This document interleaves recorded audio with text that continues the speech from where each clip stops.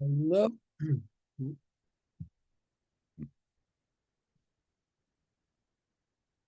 Hello. Good afternoon. Thank you, Gabrielle. Okay, wait. Wait, sorry. Okay. Yeah, oh, Gabriella with the numero uno. Good afternoon. And good afternoon, Yanelli. Excuse me. Good afternoon, Genesis. I know you were here early. Good afternoon, and sorry I was late. Good afternoon, Kaya. Good afternoon, Brian. Hold on more. Good afternoon, direct chat person. Good afternoon, Ariana. Good afternoon, Chastity. Good afternoon, Sydney. Good afternoon, Carlos. Good afternoon, Annie. Good afternoon, Kaya. Good afternoon, Brandon. Good afternoon. Did I say her? Yes. All right.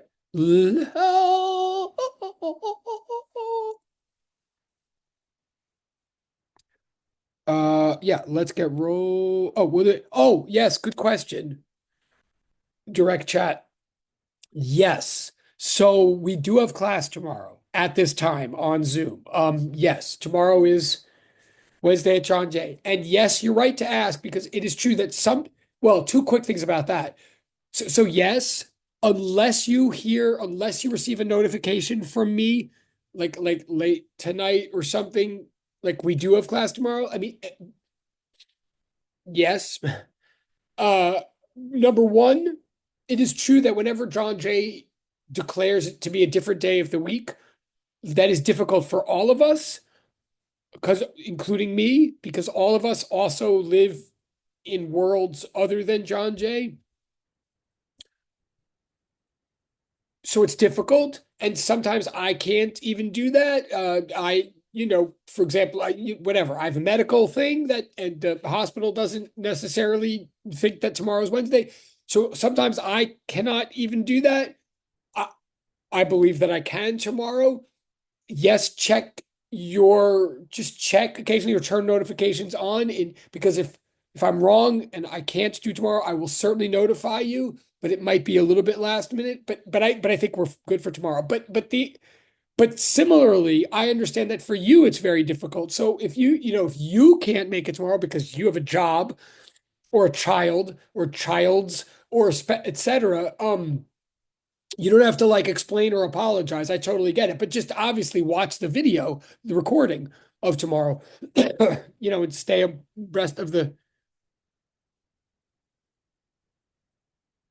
I think, right, and stay abreast of the material. But yeah, Annie, I believe, I don't know if you're at, I believe it's John, I think it's a Wednesday schedule at John Jay tomorrow, just across the bar, because they do that from time to time to make up for holidays. I mean, I think, I mean, unless I'm wrong, I mean, I'm not saying it's Wednesday. I just think John Jay is saying it's Wednesday tomorrow, which means it's because we've missed or we will have missed a couple of Wednesdays for holidays. So that's how they keep all of the classes even. I mean, I think, wait, okay, yeah. But wait, right? I mean, other people confirm or deny, right? I mean, I think tomorrow is Wednesday at John Jay. Can anybody else confirm? Yes. Okay. Thank you, Sydney. Thank you, Sydney. So yeah, but right. But if you can't make it, I get it. I mean, anyway, but yeah, okay. So, but we will have class. Yes. Okay. Give me one more second to get my head and we will. Okay, that's that. Uh, uh, Hold on.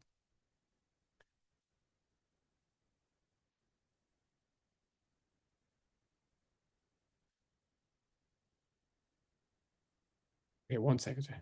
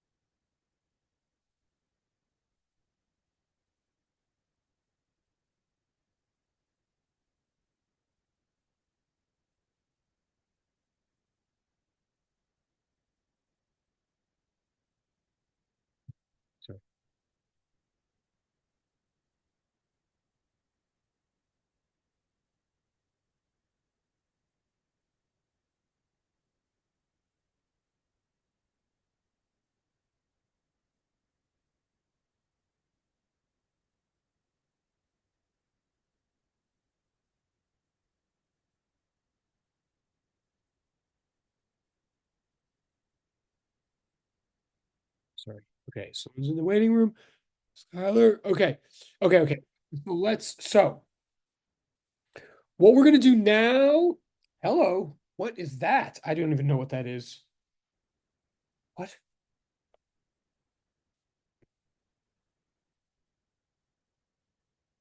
Okay. Um, the ultimate goal is to get back to staggered harmonic oscillations, phase staggered oscillations, which brings us to waves. That's the ultimate goal. And lab three and all that. However, but that'll happen tomorrow, or at least begin happening tomorrow. Again, a good reason to attend. But what today I want to do is continue and complete the math tool that got introduced at the end of at the end of Monday's class. That is, and again, I just want to emphasize this is a math tool that is super important for deeper studies in math, but more particularly in for physics. Um, very important tool, vector multiplication, or very important topic, vector multiplication. We need it in general, and particularly for things that we're going to do later in this course. So, and because it came up at the end of homework 2, I want to tie a bow around it today and complete the lesson. But I want to emphasize it, and then that will fully put to bed homework 2. I want to emphasize that it it's part of homework 2 because it is a math tool that you need, and the rest of homework 2 was math tools. But this is a different math tool. I just don't want to confuse anybody. Like this vector multiplication stuff that we're about to finish for now. Don't try too hard to relate it in your mind to harmonic oscillation or waves. Okay, don't want to confuse you. It doesn't directly. You don't need to use it for that. It's just a math tool that we're okay. That I'm going to complete the explanation of today. So just look at it on its own terms as a piece of math language. As a piece of math language that helps you navigate space and time. Okay, so I hope that's good. And then tomorrow we'll get back to harmonic oscillations and waves and all that. So I'm going to introduce some notation here. Wait, let me just fix the view on the screen. And obviously, you could stop me anytime. Oh, and so I'm also saying this is all coming up in the end of homework 2 on the last page, part 3 of homework 2. That's how this is all coming up. But now, literally, honestly, today I'm like lecturing. Like I'm not doing examples from homework 2. I'm just explaining this. So just like pay attention and take notes in that way. Okay, so okay. So say you have two vectors, two arbitrary vectors of different length and different direction, vector A and vector B, and they differ by some angle theta, okay? First of all, as I think I made clear on Monday, if if you want to refer to just the raw magnitude, the length, the size of vector A, you can just write the letter A without the arrow above it, and or you can put double absolute value symbols around it. And they both mean the same thing, the raw size of vector A. Okay. And same thing with vector B, etc. That's not a C, that's an open parentheses.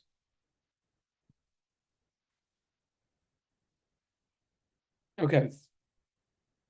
Now that's how you refer to the raw, pure size of the vector A. But what if you want to refer just to the direction of vector A? This is a new piece of notation, or kind of a new concept, actually. Then you put a caret on on top of A, and we refer to that in math and physics as a hat. I know it's silly, but that is the technical name. Is we call that caret a hat. So we would read that symbol A with a caret over it. We would read it as a hat, like that's literally what we say, a hat. Or if X or if B had it, then we'd say B hat, etc. Now, what does a hat mean? Literally, or how, yeah, what is it? It is the vector A divided by the size of vector A. That is literally what it is. It's the vector divided by its own size.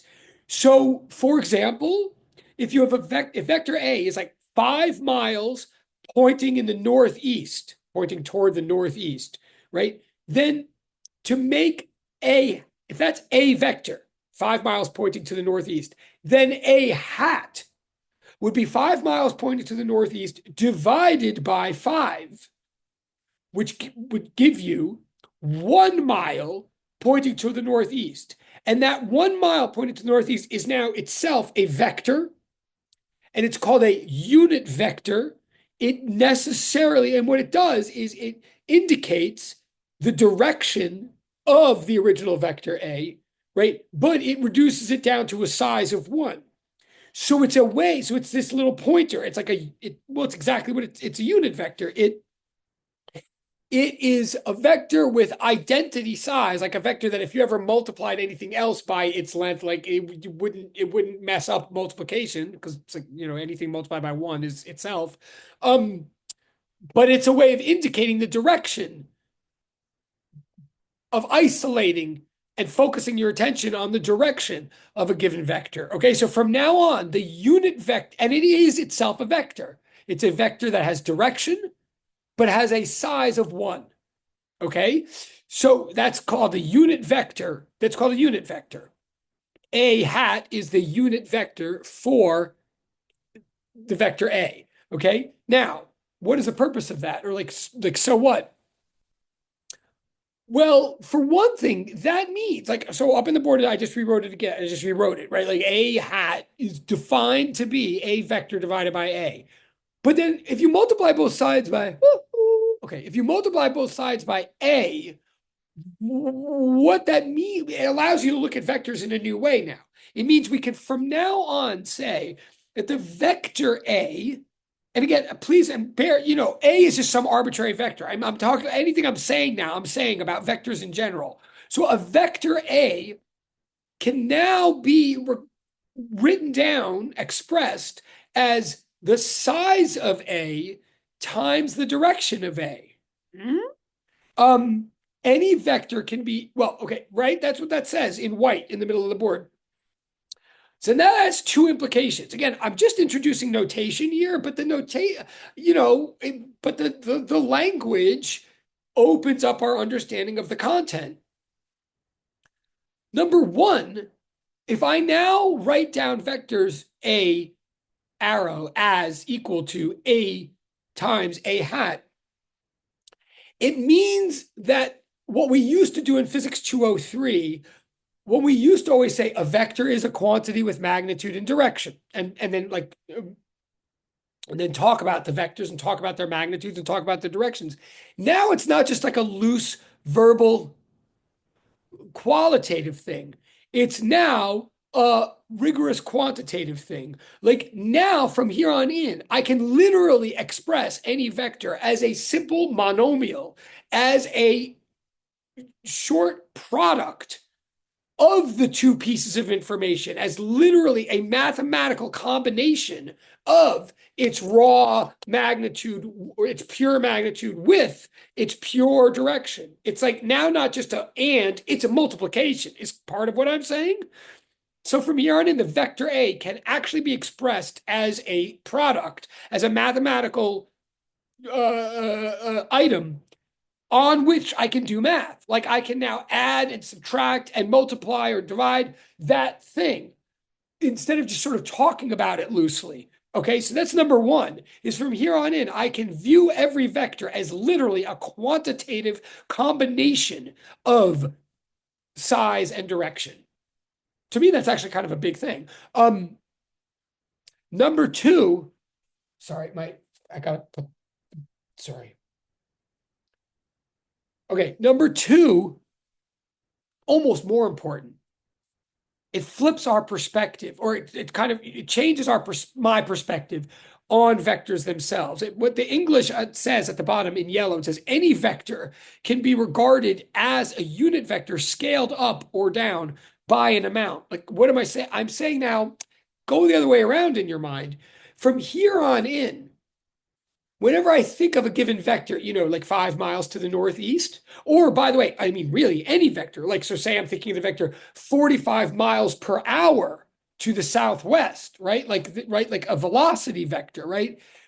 Now, from here on in physics, it turns out it's very useful, very powerful to think of that vector as having been constructed by a two-step process. When I say from now on, like 45 miles an hour to the southwest, I can actually imagine that, first of all, somebody took an arrow of length 1 and pointed it to the southwest. They're just like, all right, you're going southwest. Here, southwest. Here's my indicator. Now, I only want to indicate the fact that you're going southwest. I don't want to indicate anything else. So I'm just going to put a little identity vector going down, like a vector of unit 1, of length 1. So don't get distracted by length. It's always going to have 1, but it's pointing down to the southwest. So I take this little unit vector, I draw an arrow of length 1, and I point it to the southwest. And then someone says, yeah, but that's just the direction. I mean, doesn't velocity also include speed? And I go, well, first of all, grow up. But second of all, I say, yes, you're right. So now we're going to take our vector arrow that is a length 1 pointing to the southwest, and I'm going to stretch it. I'm going to multiply it. I'm going to dilate it. I'm going to stretch it. I'm going to scale it up by an amount 45. I'm going to multiply it by 45, right? So, and I end up with the answer with a vector that's 45 miles per hour pointing to the southwest. So what I'm saying, though, is we think of it now as a unit vector, something that had pure direction but no interesting size, a unit vector that then got stretched to size or shrunk, as the case may be. And we think that, and from now on, the magnitude is like a scale. It's something that scales up or scales down a unit vector. That's why it's called a scalar. That's why the magnitude of a vector is called a scalar, because it's just taking an arrow and a arrow that indicated a particular direction and then scaling it to make it a particular size. Okay, so this is a different way of thinking about vectors. It's to say that from now on, any given vector you have, you could think of as a unit vector that got multiplied by a scalar in order to construct a new and rich and fully informative vector. Okay? And that is one. So, first of all, that's the way to think about vectors, as unit vectors scaled to a certain size. But then, number two, that would then constitute one of 3 ways that we can ever do multiplication in a context of vectors. Like what I want to assert now, I'm about to turn the page. I'm about to turn the page. Don't turn the page. I'm about to turn the page. I'm saying part of the lesson of today, or to back up on the lesson from Monday, the lesson is like vector multiplication. So there's 3 ways that multiplication can be performed in a context that involves vectors. Way number 1 is this, is this multiplying a scalar by a vector and thereby producing a vector. Like, so what this says in English, because my handwriting is fascinating, it says, hence, of the 3 ways to perform multiplication in a vector context, this constitutes way number 1. Way number 1 to do multiplication in a vector context is to take a scalar, to take a vector, multiply it by a scalar, and thereby produce a vector. I'm going to say it, whenever you multiply a scalar by a vector, you always get a vector, is what I'm saying, because all you're doing is you're taking an arrow and stretching it or shrinking it into a new different arrow. So you end up with an arrow. So when you multiply a vector by a scalar, you get a vector. Furthermore, what I'm really arguing in the background, I'm really arguing any vector that you're ever looking at in the first place was a scalar multiplied by a vector. Okay, so that is multiplication type number 1. Before I go on to ways number 2 and 3, and let me be clear, ways number 2 and 3 is what started this whole discussion and what ended up at the end of math homework 2. Ways 2 and 3 of doing multiplication are the dot product and the cross product. And I'm going to go back to those in a couple minutes, but I'm trying to give a fuller picture of the whole thing now. So when we're talking about way number 1, scalar by vector,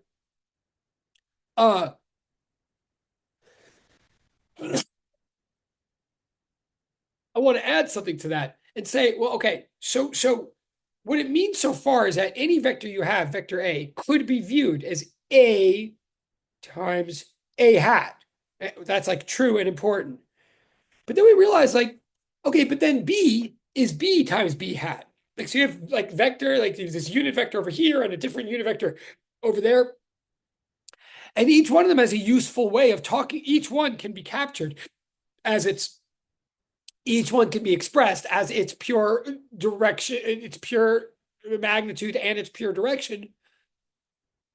But there's no obvious way in which either of their directions are being related to each other. Or in other words, it's difficult to talk about both of them in the same computation. So what's convenient, as you already know from physics and math, it's convenient to first choose or set up a common coordinate system in which all vectors are being found and measured. So we like to set up so we like to set up axes, x-axis, y-axis, and z-axis. And you know, from Galileo's principle of relativity and from the whole like way that physics is done, there's no objective coordinate system in the world. Like the x-axis in the world doesn't, it doesn't necessarily point that way any more than it points that way. So if you just had one vector that you were dealing with, there's no reason you couldn't place the x-axis along the direction of that vector. Like A hat, the unit vector for A, absolutely could be, we could choose that to be the direction along which we put an x-axis.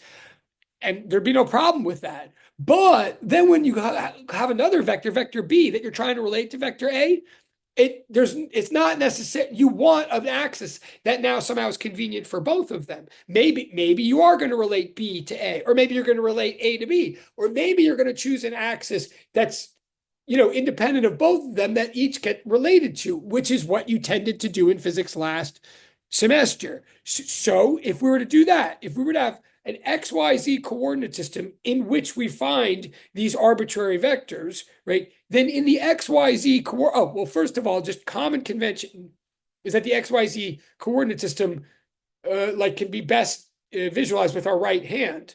Like in my convention or my custom, I like to think of the x-axis as coming out of the board.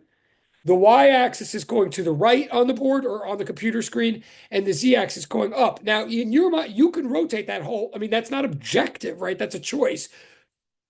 You could rotate that whole thing in your mind. Some people do. Like you might find it more comfortable to stick with ways that you might want your x-axis to be along the right of the screen and the y to be up and then the z to be out. That's fine as long as you're self-consistent and as long as you declare what you're doing. But notice you'd be rotating my coordinate system. You can't like trade. You can't just flip you can't trade the places of two axes. You can't warp or invert or distort the coordinate system. You could just rotate it like you would rotate a box. Is that okay? So let's assume, so stick with me for a minute. In other words, no matter what you do, your coordinate system goes to the right. Like if you put your fingers along X and you curl them toward Y, you notice that your thumb points up along Z. But that wouldn't work on your left hand. It would be backwards. So whatever, it's a right-handed coordinate system. I'm not saying that that's fair. I'm just saying that's the custom. So in fact, I'm sorry, just to be clear, all of physics and math would totally work if we all did a left-handed coordinate system. There's nothing objectively correct about the right hand. It would work if we all did a left-handed, but it wouldn't work if some of us do some and some do the other. So, so someday they'll, whatever. So I'm sorry that it's right-handed, but it does have to be consistent for us to be consistent. Anyway, so that's the coordinate system, right? So now what we do is we're going to place unit vectors along each of those axes. We're going to use this unit vector notation so we can start talking about those directions in a pure way. Like you could imagine a unit vector for X being an X vector divided by an X length, right? Any right? Any vector that points along the x direction divided by its own length will give you a unit vector that points along the x-axis. And you can do the same thing for y and the same thing for z. But it turns out we have so many x's, y's, and z's in physics and math. I mean, like as symbols, like flying around in all of our work, that comment, like, so some web pages and some textbooks will talk about X hat, Y hat, Z hat, like some like that. And if you ever see an X hat or a Y, if you ever see an X with a caret over it in any kind of advanced math or physics, that is what it means. It means a vector that points along the x-axis with length 1. However, most people in physics and math, they have enough x's and y's and z's in their life already. So they give a name to each one of those. In most web pages and books that you look, from here on in, we use I hat, J hat, and K hat to mean unit vectors that point specifically along the x-axis, y-axis, and z-axis. We call them I hat, J hat, and K hat. Like literally, like that's not an example. Like that's a thing that I'm teaching you. And again, I'm not assuming you already know this or that you need to have already known this, but I'm telling you it now and you need to know it now. Okay. Before I even go on, so from now on, if you see I hat, that means the unit vector that points along the x direction, etc. The other thing I have to say before I go on, because some people in the other class got confused about the following. We're learning math tools this week. We're just learning the math that we need to learn for physics. It's not all necessarily obviously related in the same type of physics context. Therefore, okay, I'm going to get Annie in 1 second. Let me just say, though, it's a bad coincidence that 2 days ago I was talking so much about the imaginary number I, square root of -1. Like I was 2 days ago talking a lot about the square root of -1. And now I'm talking about I, the unit vector I hat. That is just a bad coincidence. They have nothing. I mean, everything is related, but this is not the imaginary number I. Right? Like, because I'm going to ask you guys, and I will get Andy in a second, but I'm actually in this class today going to ask you to do some exercises and put answers in the direct chat. Okay, like for point whatever. So I want it to be clear right now. Don't relate this material too directly to what, like, it has nothing to do with imaginary numbers. It just happens to be called IJK. So it's not the square root of -1 at all today. Okay, sorry, Annie, go. What about the drawing, like with the diagram? Can you go back to the last slide? I think you had it on the last page. Like you had, yeah, you had like the axis, like the coordinate. Like Okay. is this also like as rigid as Oh the yeah. definition of IJK? Yeah, I think this is what yeah, absolute great question. I think I understand what you're like. Yes. Hold on. Yes, if so, like, right, if that's so IJK is, would you say, rigidly, that's a great word, actually. I mean, IJK are rigorously um, tied into, based on X, Y, and Z, which are a rigid coordinate system. Yeah, like literally rigid, yes. Um, so I hat is a vector of length 1 that points along the x-axis, and J points along Y and K points along Z. So they necessarily, if I is coming out of the board, then J is going to the right and K is pointing up. Um, and if you rotate your coordinate system, then you rotate I, J, and K accordingly. One last thing, and then I'm going to check to make sure that we're on the same page. Everything I'm saying now is about positive signs. Like if positive X points out of the board, then I'm taking for granted that negative X points into the board. And similarly, if positive Y points to the right, negative Y points to the left, or however. And so all of that rigidly applies to IJK hat. I mean, is that what you're asking? Or Uh, no? Yeah, Okay. I mean, like it helps, but I think I was referring to like whether if we like if we make an like a 3D drawing for like say one of our future homework or for lab, and then we have to define like three different axes. Do we always like define the like axis like pointing up as Z? Because also like I've seen some people label the axis pointing up as Y, and then they do like the um like two axes that's lying like kind of like on the floor, like X and Y. I mean X and Z, but then they make the vertical one Y. Like, are you saying we should always draw the axis and then define it like as the one you're portraying on the slide right here? Right. Okay. Good question. So I'm saying you don't have to do it my way. You could still do it the way you just said. You could totally. But I mean, totally. But two things. One, both, whether you're you or you're me, what's best in the future is always to make it explicit right at the beginning of a situation of what your choice is. We always have to do that, like ever since Galileo. So, and I should do it and you should do it. Like we say what our choice is and then we stick with it. Your choice is as legit as mine. It is. And I specifically mean to everybody, I specifically mean Annie's choice. Like I'm not saying any choice is okay. I'm saying, yeah, I like it where X comes out, Y goes to the right, Z goes up. That's whatever. That's what I'm used to. But you're fine to go X, Y, Z. That's also fine. But what would not be fine is X, Y, Z. Like I want to be clear on that to everybody before I go on. Like this is part of what I mean by right-handed coordinate system. Let me say that again. Like Andy's saying, is it okay? X, Y, Z, like X to the right, Y up, Z coming out of the board. Is that okay? Is what Andy's saying. I'm saying yes.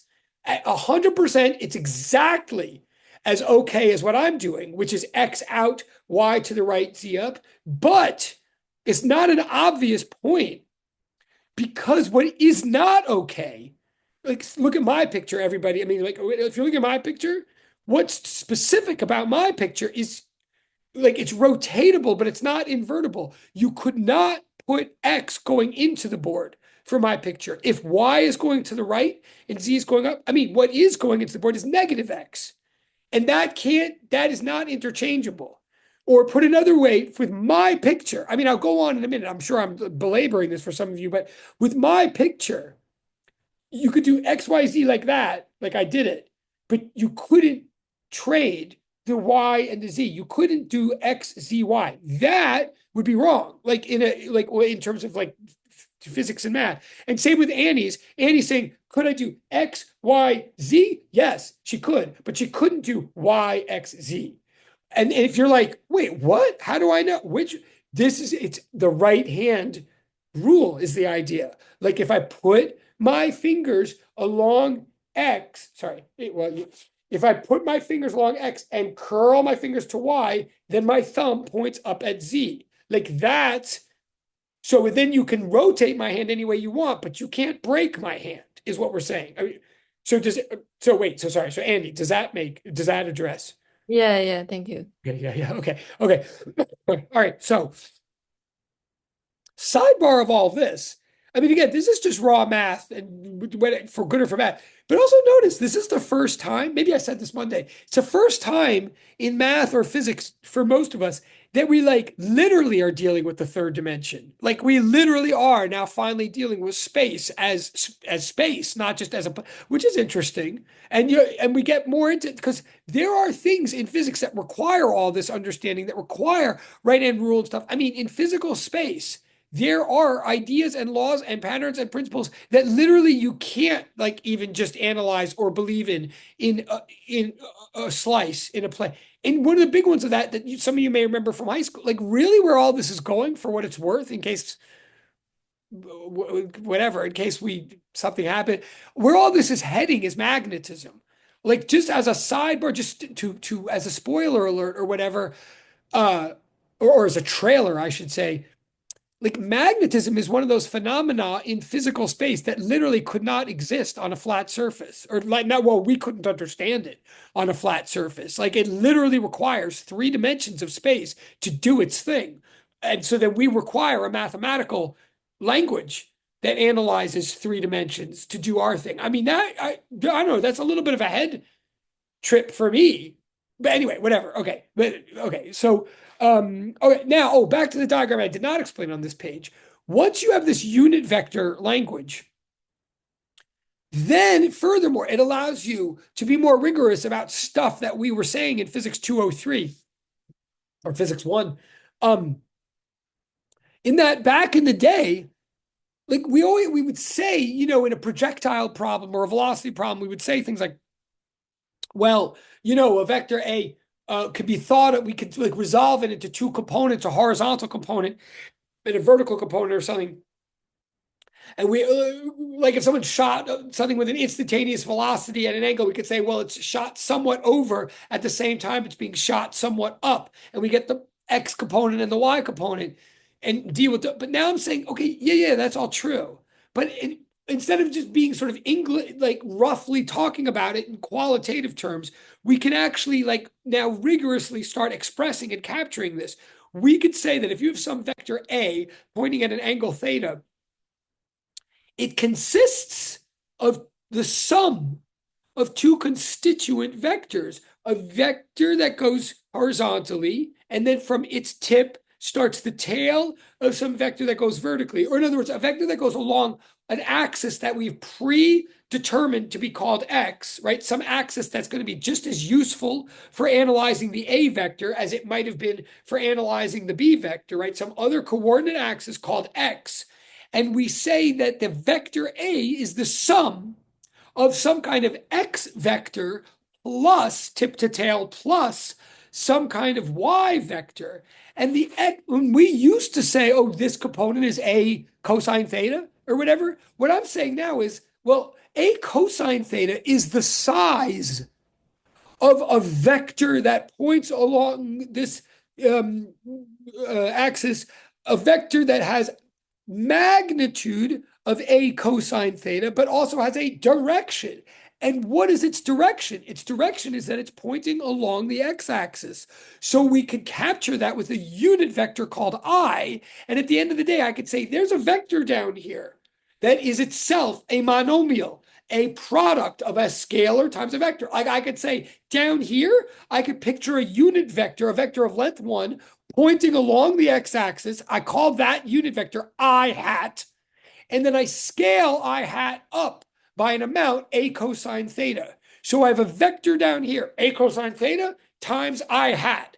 And similarly, on the y-axis, I have A sine theta scaling up J hat. You see what I'm saying? I mean, it's a subtle shift. It's not new knowledge as such, but it's a new way of thinking about old knowledge. At the end of the day, I can now say, like, I could say the vector A, the magnitude and the direction of vector A can be expressed mathematically as a package, as a monomial, as a product of A with A hat. I could say that, and that's true. And then I could like do math on it. Or if I want to start relating the vector A to the other vectors, vector B, vector C, whatever, I could say if I want to understand A, if I want to resolve it into components that lie along pre-designated coordinate axes or bases or whatever, I could say that the vector A, and so I'm translating what's up on the top right of this in yellow of this board. I could say that the vector A is the sum is a sum of monomials. I can view every vector now, from now on, not just as a magnitude and a direction in English. I can view every vector now as the sum of products. Vector A is A cosine theta I hat plus A sine theta J hat. And by the way, if it's in 3 dimensions, I could then say plus A cosine phi, like some other angle, times K hat, right? Like this. I'm not going to do that just yet. I will, but right.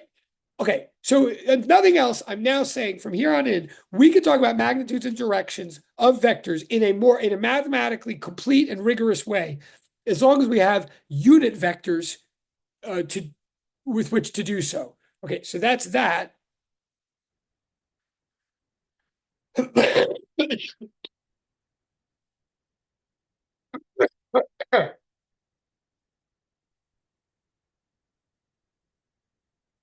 Okay. Now back to the program, like to the program of homework 2, where homework 2 we were dealing with like dot product and cross product. Now, so what I've done today is I'm backing all the way up and saying, you know what? Dot product and cross product were two out of three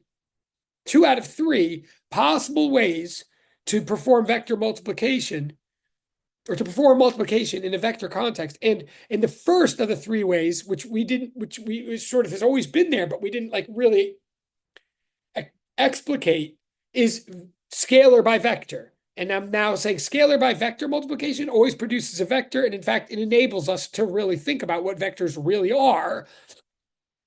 Having said that, I'm now going on to, okay, there's two more ways. You can multiply a vector by a vector and get a scalar, and that's called the dot product.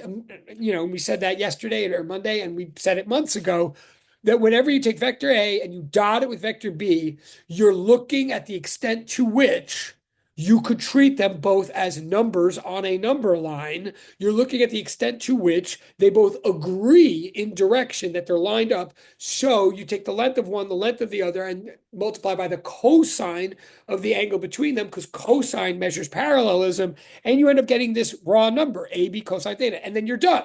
Because that's all the scalar product does, is produce a scalar. So that's all the information that results from it. Or you can multiply a vector by a vector in a manner that gets you a vector, and we call that the cross. Okay, so now I'm slowing down because now I'm getting to like what we were doing right at the end of yesterday, of Monday, but I want to expand on it. So now in our third and final way of doing multiplication with vectors, if you multiply a vector by a vector in order to get a vector, it means you're very much focusing on direction. Like you're going to end up with an answer that has direction. That answer is going to indicate the extent to which direction did play a role in the original relationship. You're measuring how much the two vectors differ in direction, which really means you're measuring how much they're perpendicular to each other. Um, And therefore, in the end, you're going to get a quantity that has direction and is perpendicular to each of the two original quantities whose perpendicularity you were measuring. So this is more complicated, in other words. So this time with this operation, A cross B, we're going to get a vector. Let's call so that we can like talk about it now. Like we're not just going to get a simple number like we did with the dot product and then we were done. Now we're going to get a vector. So in order to talk about that vector in detail and mathematically, let's give it a name. Let's call it vector C. So let vector C be the one that you get when you cross A with B, with vector A with vector B. Well, let's see if we could talk about it rigorously now. Let's see if we could talk about it by using like unit vectors. So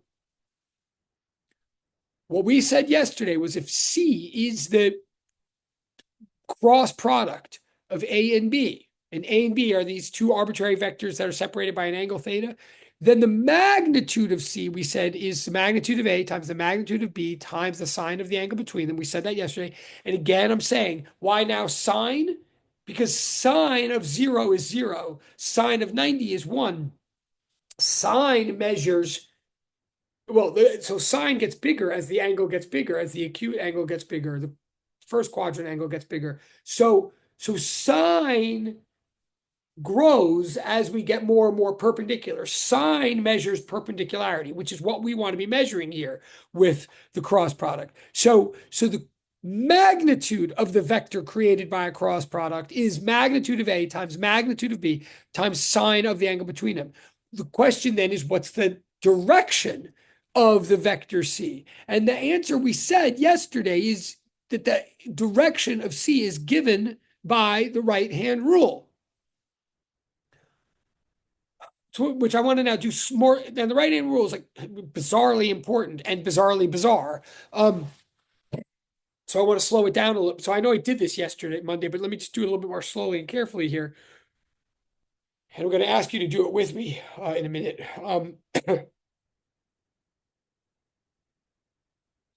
First of all, so we're going to do it again. I'm going to do it again.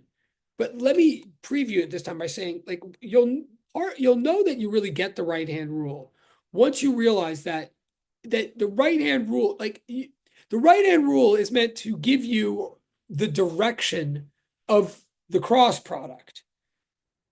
But once you get used to things, you'll realize that even before you take out your right hand to do the right-hand rule, you're always going to know what the answer, the direction should be except for you're gonna already know. You're gonna have it down to two choices of what direction the answer should be.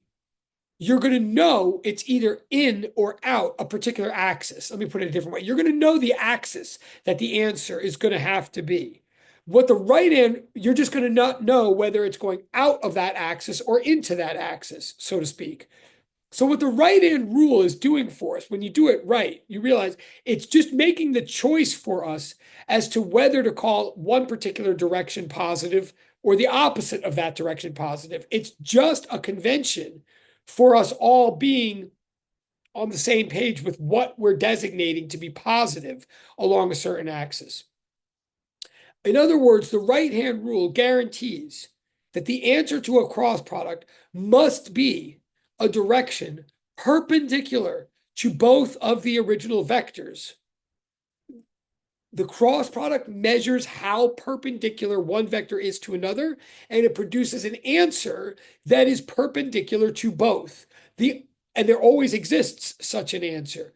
The way that an arrow can be perpendicular to two other arrows is as long as the third arrow is perpendicular to the plane in which the two arrows were originally drawn. So if you look at the A and B arrows in yellow on the page here, if you look at A and B, if we do the A cross B, what I'm saying is, once you understand the cross product, you'll know in advance the cross product C must either be busting out of the computer screen or busting into the computer screen. The only way it can be perpendicular to both A and B is if it is perpendicular to the plane in which A and B are found. So it'll either be out of that plane or it'll be into that plane. And honestly, the real answer is it's both. It's just a question of one of those ways is positive and one's negative. How do we decide which is positive? We do the right hand rule. So what we do is, and I'm going to open up a portal for this when I remember if one of you reminds me. Like I can't see you right now, right? I mean, you're not showing video. I mean, even if you're showing, I cannot, and your classmates cannot see you. Feel free to turn off your video now if you want. If that, like what I want you to do, if you're all by yourself, like do this with me. And I'll open up a portal, like take a freaking picture of your hand and send it to me as evidence that you were like, I want you to practice this. Nobody's watching, okay? I want you to practice right hand rule because it's one of those many things in physics that sounds like whatever it sounds like. But then when you actually go to do it, you realize there's more choices and more weird ways to mess it up than you might realize. And we don't want to mess it up. We want to get it right. So here's what you do. So please do it with me. If I want to do A cross B, I place my fingers along A. I place my fingers along A. And then the instruction is, then I curl my fingers toward the direction of B. And then wherever my thumb points is the answer, is the direction, the positive direction of the cross product, right? But let me slow that down. Like that sounds but if you try it, you'll see that it's a weird set of instructions. I say, place your fingers along A and then curl them towards B. If you go step by step, you'll realize when you go to place your fingers along A, it's a little confusing when you try it yourself, because in fact, there's many different ways you could place your fingers along A. You could place your fingers like that. You could place your fingers like that, right? Like it's easier said than done. When you go to place your fingers along A, the first time you try it, you realize, wait, how do I place my fingers along A? Like, what does he mean by that? I could go like this. I could go, and the answer is, oh yeah, wait, no.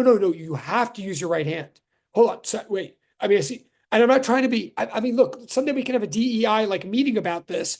But you again, let me repeat what I said before. If we all used our left hand, it would work perfectly. And if we all use our right hand, it works perfectly. But if some of us do one thing and the other, then when we're going to be getting negative signs when the other one's getting positive signs, we're all going to be backwards. And then like negative then it literally will get wrong answer. Like numbers will get messed up. No, I don't mean to be mean, but you actually have to use your right hand. It is literally the right hand rule. You'll get it backwards if you do. Okay, sorry. Okay. Yeah. And look, my father's a left hand. I mean, some of my best friends are my son, but whatever. Okay. So, now the question is, if we lived in Australia, would we? No, we would. I promise. Um, uh, uh, Sorry. So we put our fingers along we take our right hand. Oh, are you confused because of the camera? This is my right hand. I intentionally inverted the camera so that I could match up with the drawings. Whatever. I'm not. Oh, is that what's Oh my God, is that confusing people? I promise you, this is my right hand. I don't know what it looks like on your side, but this is my right hand. Um, okay. Okay. So I place my fingers along, in fact,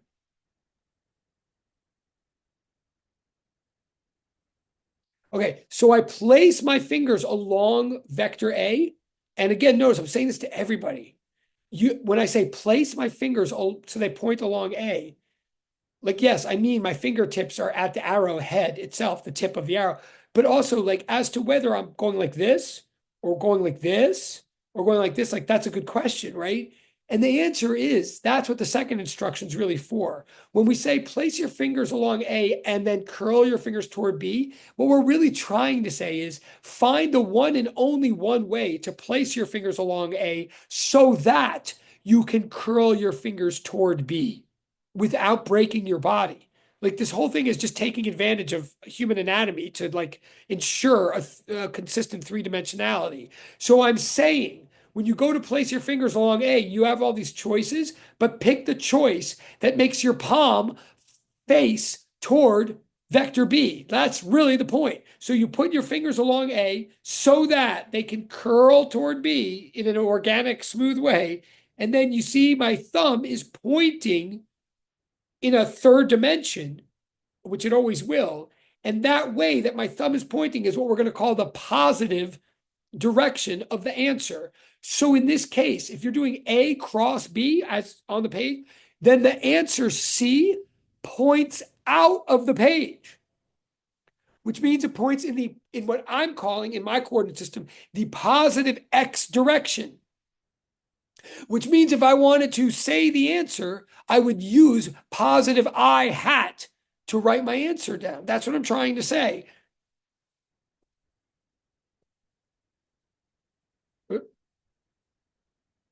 Oh, yeah. Uh,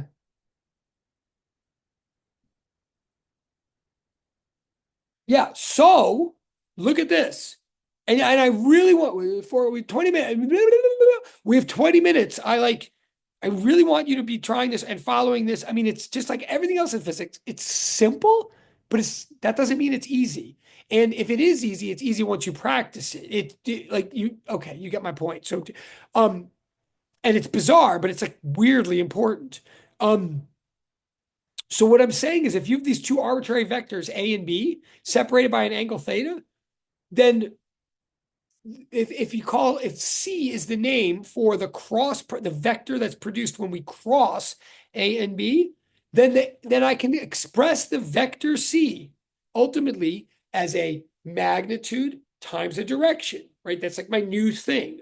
Like right, like a raw size times a raw direction captured by a unit vector.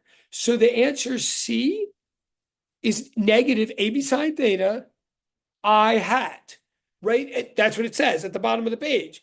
That's a lot of new notation in a way. But also how I'm asking you to think of it is I'm saying if you cross A with B, what you get is a vector that can be thought of as a unit vector, a vector of length 1 that is popping out of the page. You could think of it as a vector of length 1 popping out of the page that we then scale up by an amount, AB sine theta, and then we invert negative sign, the -1. We flip so that it's pointing into the page because the answer to this is pointing into the page, right hand rule, right? So the answer A cross B would equal negative AB sine theta I hat. That would be the answer to the, right? And you'll know that you're really following me if you notice with that same, like try to do the opposite direction with those same vectors. Like if you try to do B cross A, like I'm saying, careful of order. If you do B cross A, you would, now everybody with me, take a photograph, put it in a portal. put your fingers along B, curl up to A, and you notice my thumb is now pointing in the other direction. Now my thumb is pointing out. So when, in other words, right? So if you do B cross A, you get positive I hat as your direction. So order matters. The operation is anti-commutative. Well, here, yeah. So here, right? If you made another vector, if D were B cross A, then D pops out, not in. I mean, yeah, D pops out, not in. So notice in general, uh, just what I said, the cross product is anti-commutative. A cross B is equal to the negative of B cross A. Okay, so that's how the cross product works. So now we're going to do some exercises. This is where I'm going to like wake like here's a warning. I'm going to turn it to you guys now. Everything we're about to do, we have like 18 minutes. I'm going to do, and they're not just exercises. We're going to push to like the last concept here or last discovery, but you're going to figure it out, not me. And I'm just going to ask you, wait, first of all, raise your hand if you hear me right now. Just raise your hand if you're still with me. Awesome. No, that's fabulous. Seven, awesome. Seven people, eight people, nine people, awesome. 10, 11, awesome. Thank you. 11. Could be better, it could be worse. Awesome. Okay, so you're with me. So what we're going to do now is you're going to participate, and you're going to apply for, and you can put your hands down now. Thank you. And you're going to apply for points and all that. Not apply. It's not an application process, but you know what I mean. Submit for points. But I'm going to ask you that everything you do now that we do now for the next 17 minutes, do in the direct chat. I don't want people to be influenced by other people. It's like, it's not a test. It's just, right. But I'm going to ask some questions, some exercisey things, and you're going to put your answers in the direct chat. And you're welcome to just put in like, I hear the question, but I don't know the answer or whatever, but just put something in the direct chat and we're going to do it now, except that before a word from our sponsor or I'm not sure if Annie, if you didn't put your hand down or do you have or if you have a question. Oh, yeah. Okay. Okay. Okay. Oh, no. So the answer's already written. Wait a minute. All right. So I'm going to ask you the first question. How can I do this? Hold on. Well, the first question is, how can I do this without? Well, I'm just going to say it because you're all paying attention, right? I want to see an answer in the chat of what would you get if you do the dot product, and there is an answer to this, I'll even tell you in advance, because it's a dot product, there's going to be an answer, which is going to be a number. It's like not an abstract description. There's an answer, which is a number that you're familiar with. So here's the question. What is I hat dotted with I hat? What is the dot product of I hat and I hat? Like that's the question I want answers in. And I believe you can like use the definitions of everything we just defined dot product and we defined I hat. So my question is, what is I hat dot I hat? Direct chat, please.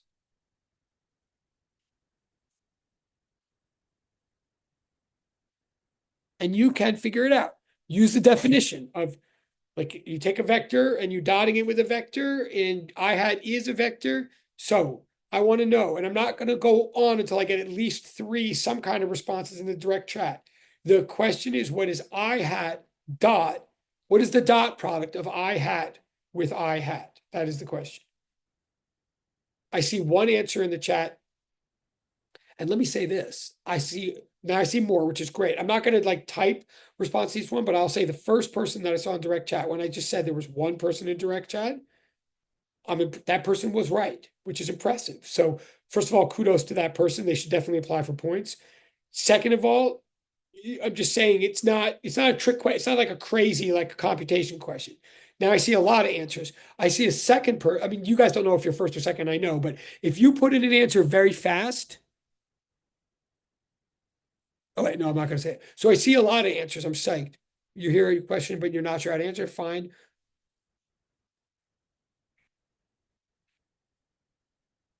Awesome.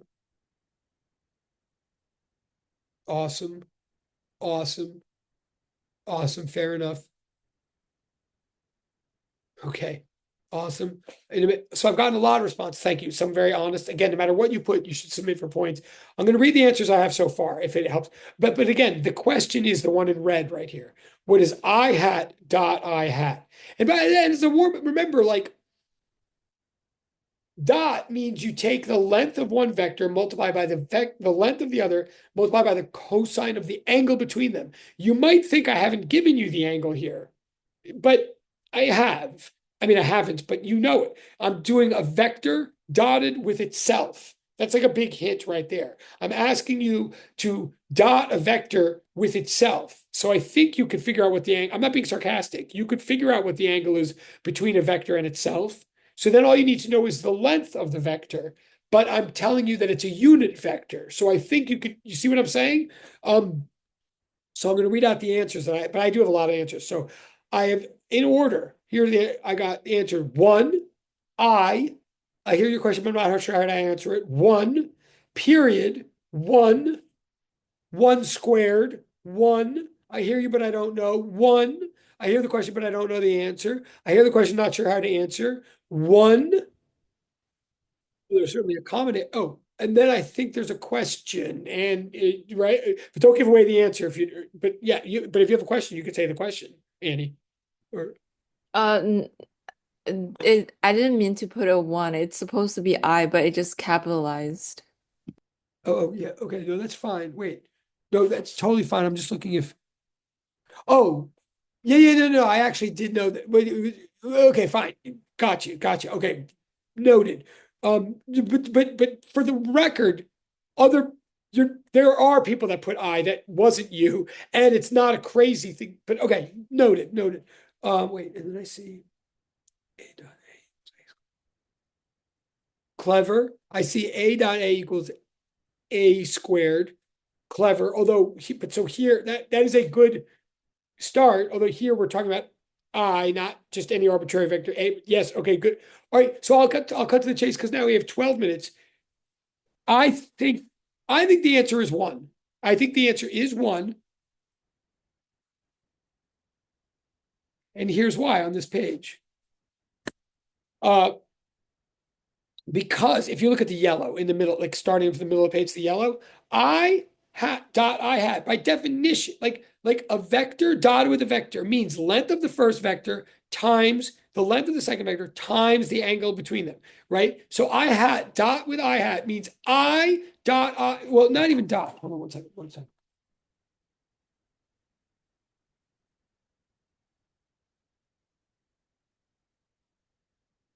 Well, yeah, I mean, I guess I'll like.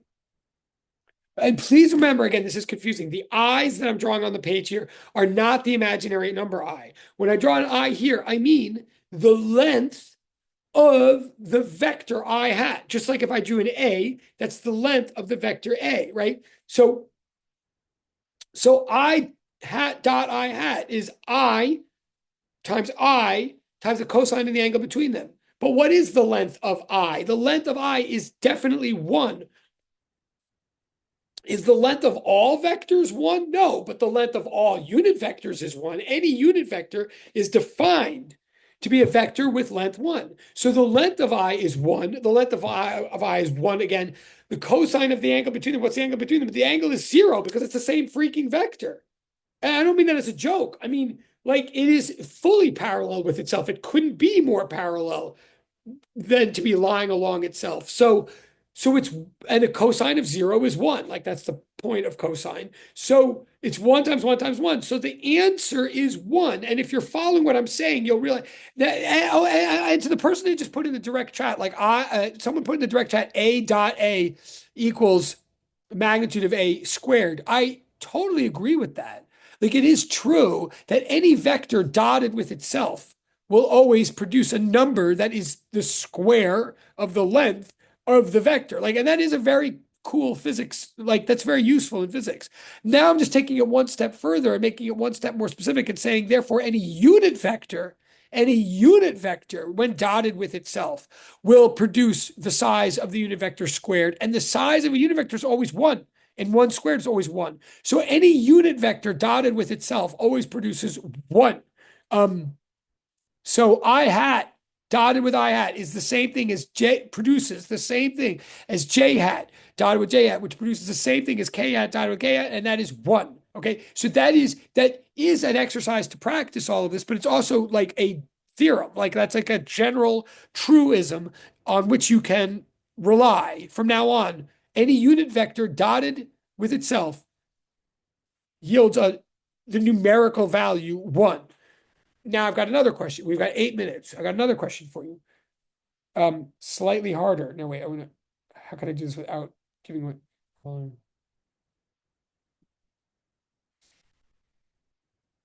How can I do this without giving away the answer? Hold on one second.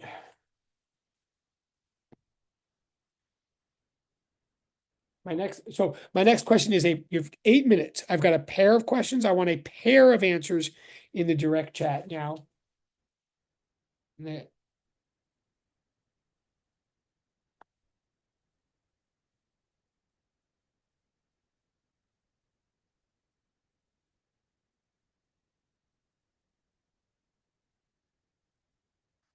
So I want two answers now. I want the answer to I cross I hat, sorry, I hat cross I hat, and I want the answer to I hat cross J hat. And be careful now. So first of all, I want two answers or two acknowledgments. And second of all, be careful now because now I'm asking you to do a cross product. So that means your answer has to be a vector. It has to be a vector somehow. You have to, in your answer, you can't just give me a number, at least not for both of them. You can't. Maybe you can get away with that with one of them by accident, but you can't just give me a number for both of them. There somehow has to be a number with direction. And how do we express direction with unit vectors? So I'm looking. So the two questions in the direct chat, please.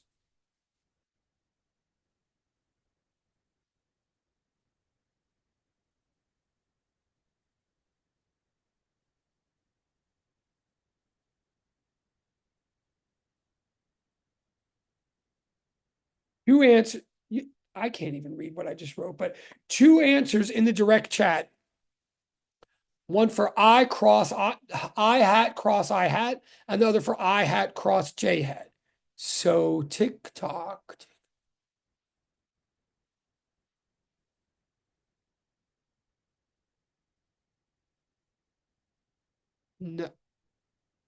Nice. I'm seeing answers now.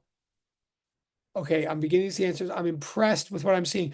The answers I'm seeing are definitely showing that you guys are paying attention and are with me. Wow. I'm impressed. Just notice I'm seeing a lot of different answers, in fact. One, and I'll read them out loud in a minute, but note, remember, you can't just give me two numbers. At least one of these answers has to be a vector, which means it has to have magnitude and direction. So if you're going to use I or J or K as to indicate direction, then just also write the word hat or something, just so I know that you really mean the vector, not just the length. But these are good so far. I'll read. Okay, wait. You kind of saw the note. Okay. Well, that's very honest. Someone actually saw the notes. It's very honest. But they don't. Okay, here's the question, but don't know. Okay. Okay. Oh, thank you for correcting that. Someone was very fast with two cool answers. Definitely thought, and then they totally heard me say you got to use the word hat, and they added the word hat. I totally appreciate that. I appreciate that. I'm gonna wait for so there's like 5 minutes more. I'm gonna. These are very good answers. They're very different. I mean, I'll start reading them out loud. Uh, uh, uh,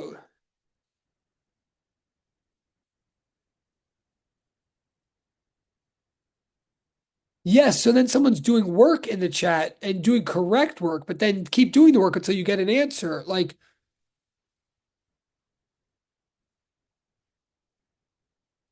cool. All right, we only have 4 minutes, so I've gotten a lot of answers, but here this shows this is like worth our time and money because all these answers are thoughtful and on page, but they're all very different.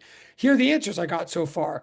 Sorry, I got I got answers. I hat K hat 0 1 0 negative J hat 0 K hat I hear the question, but I don't know.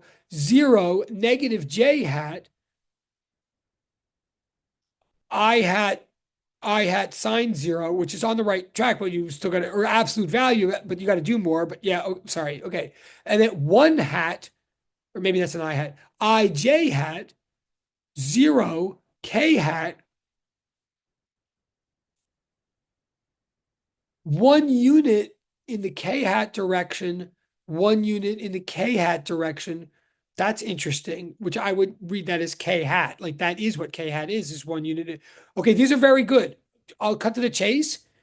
Uh, well, I'll cut to the chase. Well, I think the answers are. I think oh, wait. See, here comes an image. Maybe. Wait, I only have 3 minutes. So if it's an, wow. Hold on. Let me just see if.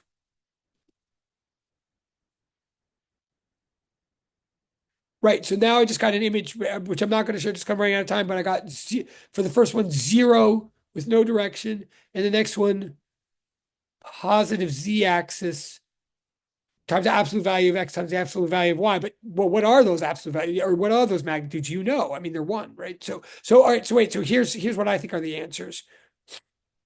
I think the answer to the first one is 0, or technically the 0 vector, right? The first one. Well, I'll just say, so the answer to the first one is 0, technically the 0 vector, but you could say 0. The second one, I think the answer is k hat, the k hat vector, i.e. a vector of length 1 that points in the k direction. Well, now where did I get this from? Like why? A bit quickly here with 2 minutes left. The first one is 0 because you're crossing a vector with itself. So you're ultimately taking its length times the sine of the angle between it and itself. There is no angle between it and itself. It's 0. The sine is 0. In other words, how perpendicular is it to itself? Not at all. It's fully parallel to itself. So the cross product of any vector with itself returns 0. But what's the cross product of I with j? Well, it's length of I times length of j times the sine of the angle between them. Well, the length of each one is 1. And the sine of the angle between, and the angle between I and j is 90 degrees. So the sine is 1. So the magnitude of the cross product between I and j, the length is 1, but it's 1 vector pointing in a certain direction. What direction? The right-hand rule tells you. Put your fingers along I, curl to j, and your thumb points up to k. So I cross j literally makes k hat. I hat cross with j hat makes k hat. Similarly, if you just follow the right-hand rule, then j cross k makes I. Just do it. Like you don't have to memorize this, but you'll see the pattern. K cross I makes j. J cross I goes back the other way, makes negative k, et cetera, right? So that don't, I mean, in math classes, they often set up a matrix so you can like see the pattern of this. That's fine. But I'm saying once you see the pattern, you see the pattern. It's just doing the right hand rule on the coordinate system. So I hat cross j hat equals k hat, etc. But that's class. I will see you tomorrow. You have been very good. I will stop the recording. I'll for any questions, but have a great. But other than that, see you tomorrow. Have a good.